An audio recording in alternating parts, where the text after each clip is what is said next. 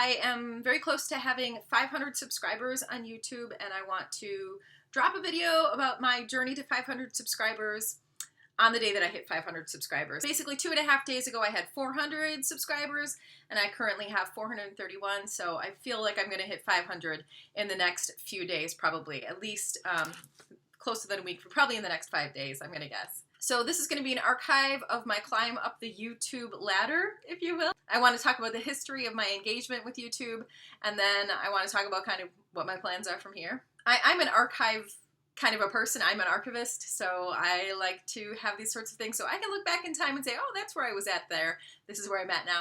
And also it might be of interest to anybody else who's kind of at the same level of YouTube, and maybe there'll be some advice for you in here. So the first YouTube video that I posted was in August of 2009.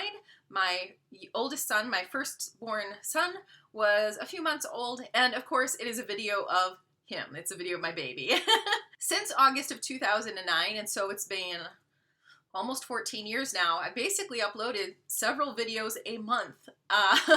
Mostly videos about my family and about goofy stuff, some music, some travel, sometimes some science-y things. So up until a year ago, I had 120 or so subscribers. I maybe had 122 about this time last year, so May of 2022. So after 13 years on YouTube, I only had 122 subscribers. And I would say those subscribers were probably family and friends and maybe the occasional student. I am a college professor. I have lots of videos that are actually hidden, and they are meant exclusively for my students. They are videos that they're meant to engage with outside of class time, and then, we can come together in class and discuss them and do review material and so on. So I would say that through the years, some of my students would have been engaging with those videos that are more lecture-y, science-y kind of videos, more PowerPoint type, and then maybe they would happen upon some of my more family stuff and maybe be amused by it and then subscribe to my channel. So I'm sure I have some of my former students also are watching my YouTube channel, but obviously I've never required them or even asked them to subscribe to my YouTube channel. It's just a good venue for, YouTube's been really good to me. I really like it for many reasons, and one of them is that it's a really easy way to carry on teaching outside of the traditional classroom. Okay, so it was 13 years, and it was just always a really casual kind of something that I did. I love making videos. I love, posting on YouTube. I always have. And so it was sort of a fun thing for me. I think at the back of my mind, I did always think, oh God, I wish I could be monetized, or I wish I could have, thousands of subscribers, because maybe this particular thing that I want to say would be amusing to a lot of people or would be interesting to a lot of people. And I never really thought about how to break through that. I guess I never really gave it that much thought, to be honest.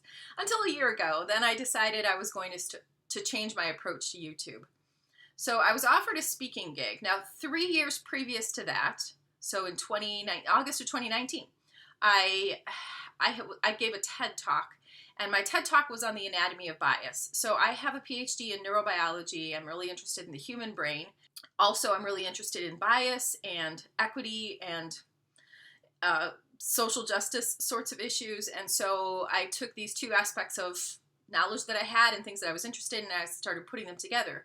Now, a lot of people do talk about bias in the workplace or bias in society, but they oftentimes talk about it from a psychological perspective. And so I was trying to, and they will also allude oftentimes to what's going on inside of the human brain when we are experiencing bias.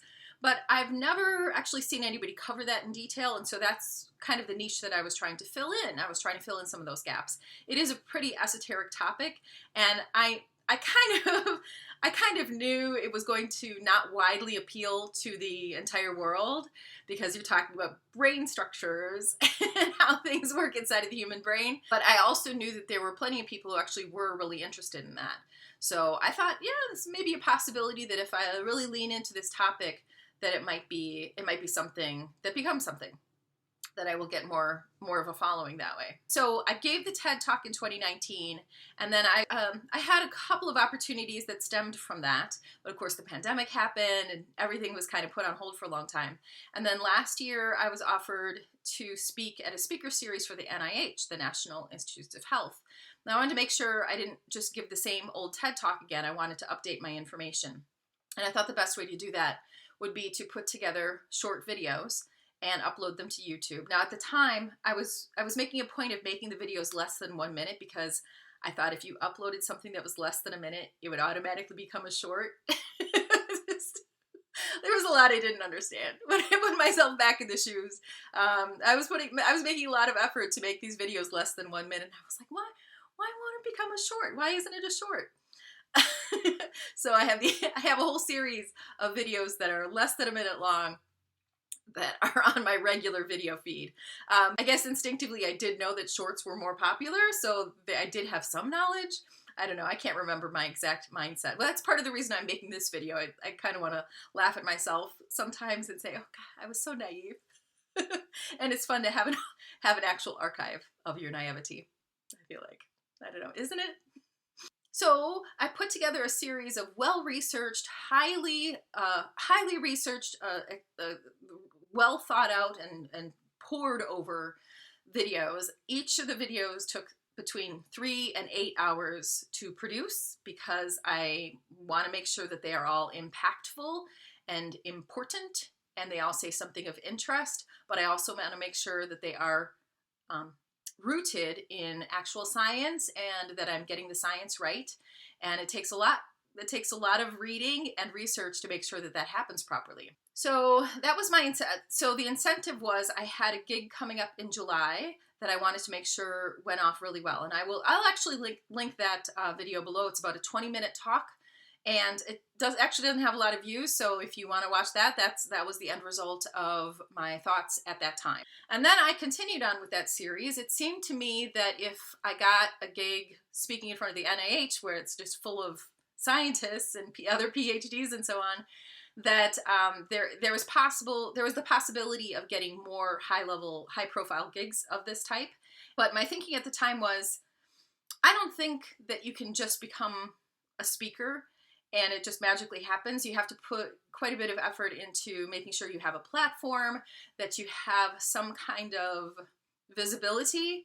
I'm thinking writing a book, definitely putting together a website, all those kind of things have to happen in order for you to start, getting invited onto podcasts or part of a speaking circuit, like being a person who goes around and talks about these things. I do think that my topic is of interest. It is a little bit esoteric, but I think a lot of audiences don't mind that. At least, I don't think they would want hours of it, but they can handle it for 20 minutes, it seems to me. So I feel like it's a topic that could be eventually successful. So I decided the first thing I was going to do was to create a website, and the second thing I was going to do was to try to elevate my YouTube profile. So I guess that's a very long way of saying I was going to try to get monetized. Now, getting monetized, I remember I've been on YouTube for so long that I remember a time when they actually did monetize, that you could monetize just any video. It was in your YouTube studio. You would have the column of the list of all of your videos, and next to it was a green dollar sign, if I'm remembering correctly. You could just click the green dollar sign, and that video would be monetized.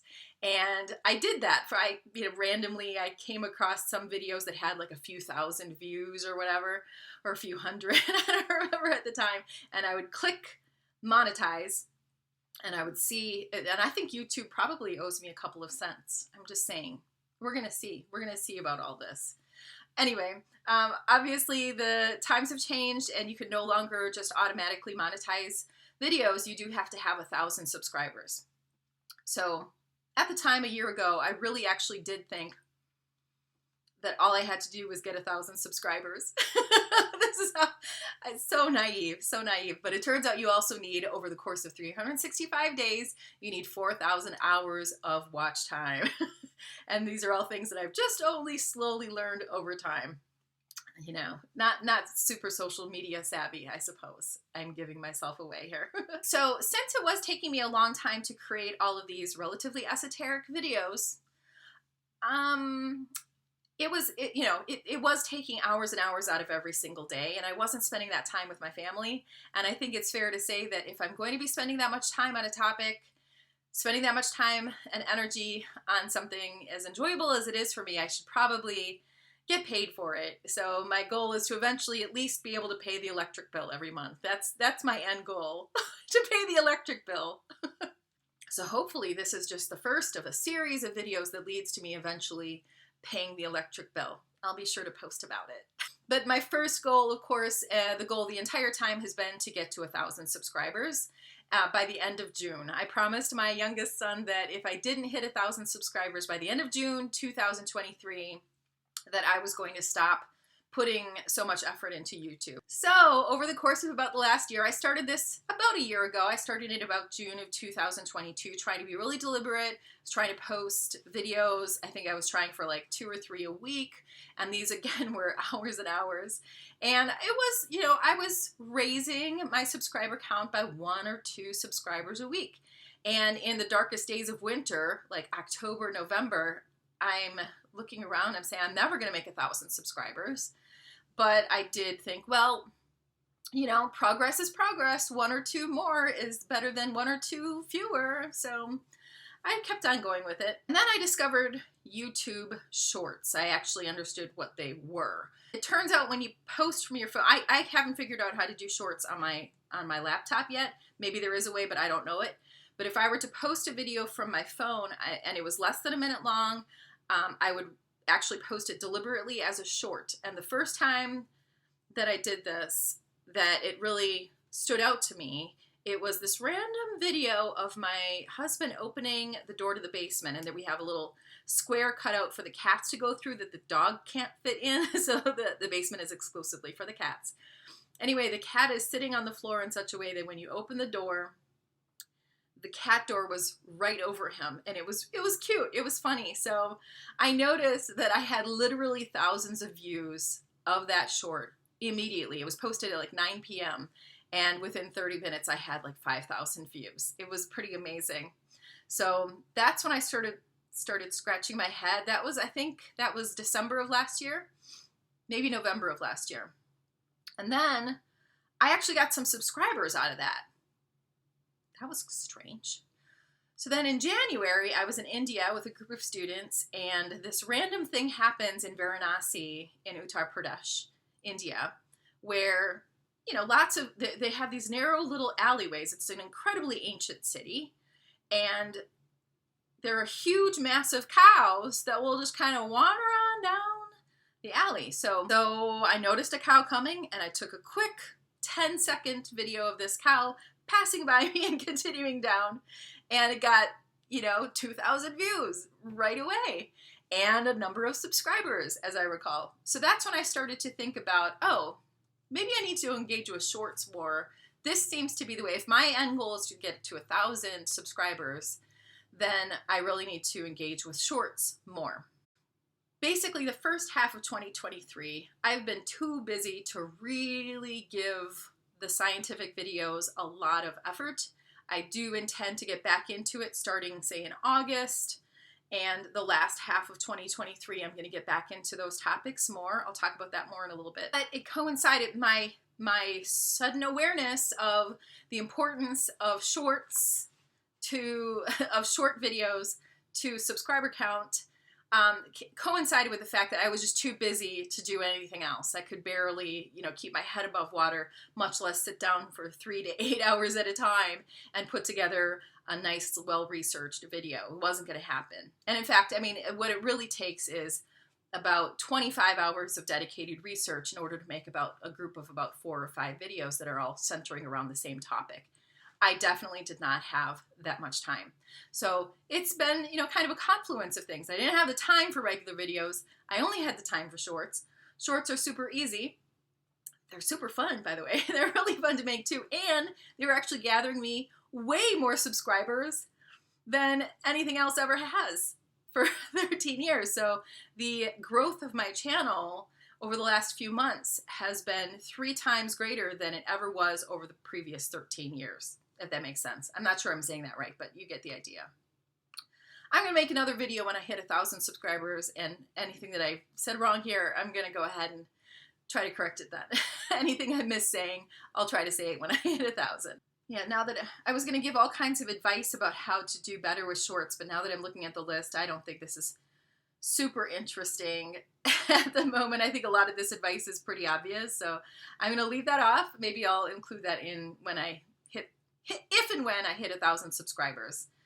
Then I will include that information if that is something people are interested in. So yes, over the last few months, still uploading longer form videos. You do need longer form videos as far as I can tell. I don't understand everything about YouTube, but you do need to still have longer form videos in order to get watch time hours.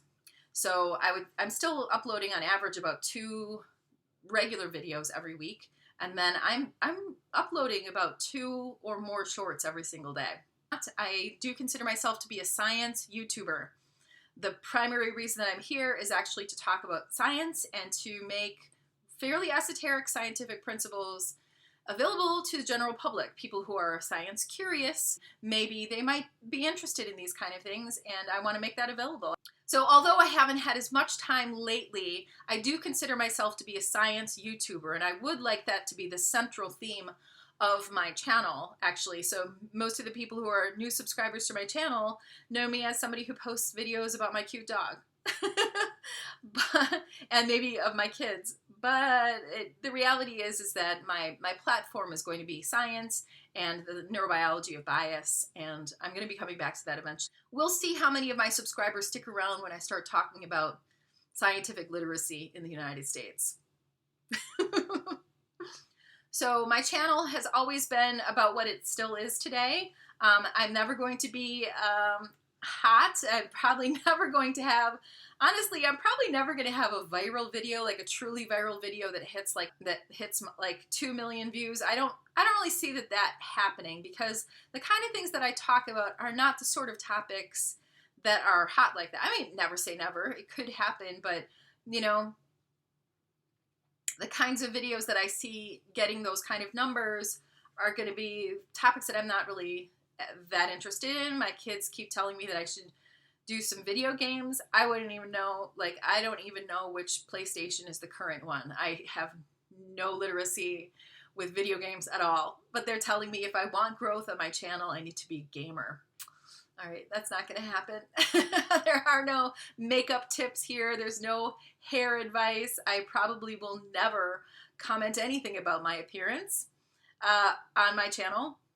I don't see it happening. No outfit of the day, no haul from shopping, nothing like that. And obviously I wouldn't do any pranks. So things that are ethical, yes. Topics that I'm comfortable with, yes. And there's a wide variety of things that I'm interested in, and hopefully that is of interest to my subscribers as well. It's a mix of science and college education. You know, how can you be an effective professor in the classroom and even online? I'm currently teaching an online class.